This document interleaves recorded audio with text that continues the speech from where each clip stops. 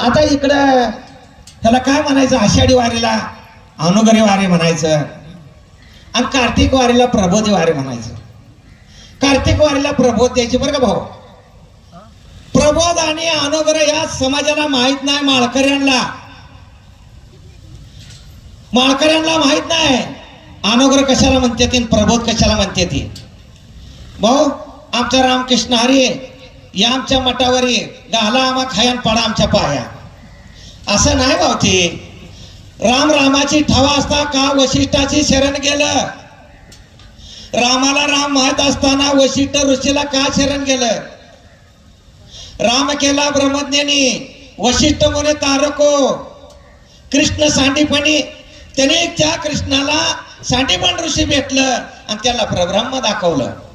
त्याने सांगितलं तुम्ही प्रब्रह्म आहे भगवंता, कृष्णा तुम्ही प्रब्रह्म आहे. रामाला सांगितलं तुम्ही जगाचा मालक आहे. म्हणजे कुठे जगाचा मालक राहतो. तुम्ही मला आता येड्याला बोलायला लावलं आणि आता तुम्हाला काय सांगणार मी इथनं. कुठे राहतो राम, कुठं राहतो राम. तैसा हृदयामध्ये रामो आस्था सर्व सुखाचा आरामो. सगळ्यांच्या जवळ आहे ते सगळ्यांचं करतो. मग आषाढीची वारी पंढरपूरला गेल्यानंतर तत बाबा चातुर्मास करायचे. चातुर्मास केल्यानंतर तत 4 महिने राहायचे. ज्ञानेश्वरी वाचायचे, भागवत गीता वाचायचे. त्या गरड खंबापाशी त्याची अवस्था व्हायची. कानाला धरून बाबा उड्या मारायचे, तत गडा लोळायचे. आता त्याने तत जे रीत चाललंय ते समजून घ्यायला पाहिजे. आता नाही समजून घेतल्यावर काय करणार आहे भाऊ. रीत समजून घेण्यासारखी आहे. देव कुठं जात नाही, देव कुठं येत नाही, देव हालत नाही, देव भिजत नाही, देव कापत नाही, असं देवाचं स्वरूप आहे आणि त्याला प्रब्रह्म म्हणलं. मग त्या प्रब्रह्माचं चातुर्मास केला, 4 महिने राहिले. त्या साधकाला प्रबोध दिला. मग साधक आत गेला. साधक कुठे गेला भाऊ. साधक आत गेला. साधक आत जायचं हे आपल्या मंडपातच एवढं माहित आहे, बाकी कोणाला माहित नाही आत कसं जायचं. आत करा रे मात, कृपा करल पंढरीनाथ. 10वी द्वारी पंढरी, सोमबरवे विठेवरी, बरवी सोदावा अंतरी. हृदयात सांगितलं, हृदयात. आता बंगला खूप बनाया रे, अंदरे नारायण सोया. आवत जावत एक खंबा मोठा बडा चंबा. आता त्यांनी सांगितलं बाबा एक मोठा बंगला आहे, त्या बंगल्याला 10 दरवाजा आहेत आणि 9 खोला आहेत. 9 कसा आहे तर उघडायचं उघड. बघा तुम्ही ह्या बंगल्याला 10 दरवाजा आहेत आणि 9 उघडायचं आणि 9 उघडायचं त्यात. पण आता ती 10वा जे आहे ना, ती 10वा उघडण्यासाठी सद्गुरूचा वरदास्त लागतोय. हात ठेविला मस्तकी, प्रसाद देऊन केलं सुखी. आता ते प्रसाद आहे ते कसा घ्यायचा बाबा, कसा द्यायचा, ते कसा कोणाकडे घ्यायचा. सत्गुरू लागतो त्याला. सद्गुरू सत्य गोष्टीची ओळख करून देणारा लागतो.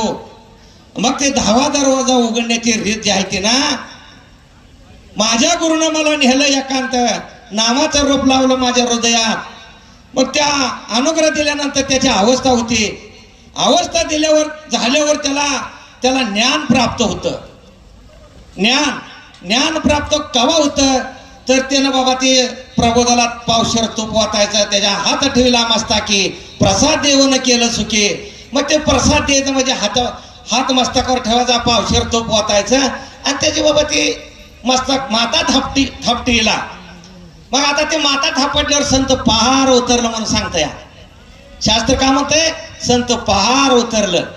आता संत मग अनादिकाला ज्या तत्वज्ञानाला, अनादिकालाचं जे तत्वज्ञान आहे त्या तत्वज्ञान जे आहे ते सगळ्या लोकांना मिळावा आणि सगळ्याला कळावा असं संतांचं मत होतं. गुरु देते ज्ञान, ज्ञानी आत्मदर्शन, ते चित्ताला समाधान.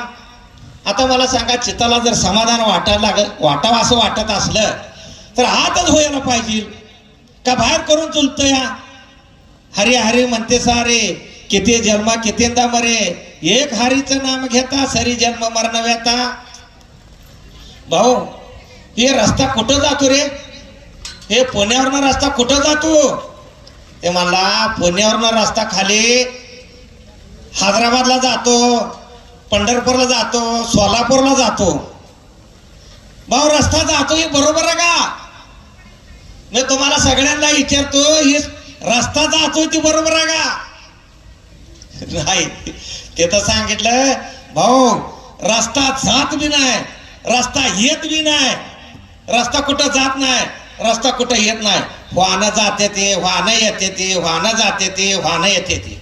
बरोबर आहे का? अरे ध्येय जात, ध्येय येत, ध्येय जात, ध्येय येत.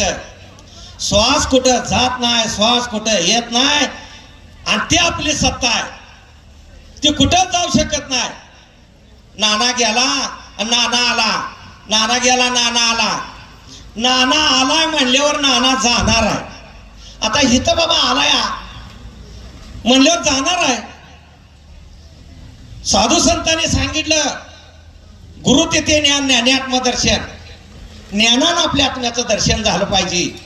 भ्रांतीपासून हिरतले गुरु वाक्य मन धुतले, आत्म स्वरूपे घातले गा रवण या. बघा प्रमोद भाऊ, घोड्याचं वाटोळ केलं असलं तर धनगराने, घोड्याचं वाटोळ केलं असलं तर धनगराने, देशाचं वाटोळ केलं असलं तर पोडाऱ्याने, आणि परमार्थाचं वाटोळ केलं असलं तर ह्या बोवाने. आता काय करणार बाबा? महाराजांनी आता सांगितलं काय जरी झालं तर धर्म बुडू द्यायचा नाही, धर्माला सहकार्य व्हायचं. आणि आपला धर्म